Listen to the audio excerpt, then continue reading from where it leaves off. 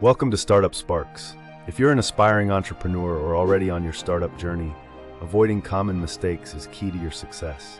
In today's video, we'll uncover the most frequent startup mistakes and how you can learn from them. Let's get started. 1. Mistake: not doing market research. One of the biggest mistakes is skipping proper market research. Thinking, "I love this idea, everyone will use it," can lead to failure. Remember, what you love might not align with customer needs. Identify your target audience, understand their problems, and shape your product accordingly. 2. Mistake: choosing the wrong team. Building a startup is not a solo mission. Choosing the wrong team or relying only on friends can cause long-term issues. A strong team has diverse skills, a shared vision, and the ability to execute. Your team is the foundation of your startup success.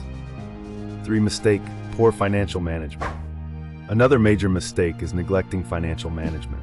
Spending too quickly, ignoring cash flow, or underestimating expenses can end your startup before it even begins.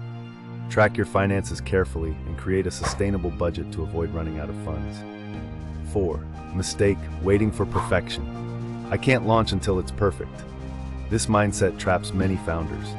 There's no such thing as a perfect product. Start with a minimum viable product, MVP. Get it into the hands of real users and improve based on their feedback.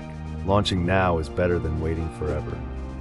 5. Mistake: delaying marketing and sales.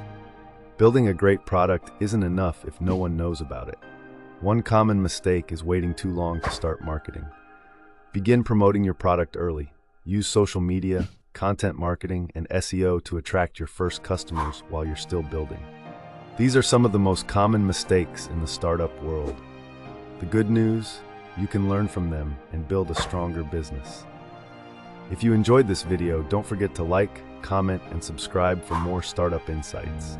See you in the next video on Startup Sparks.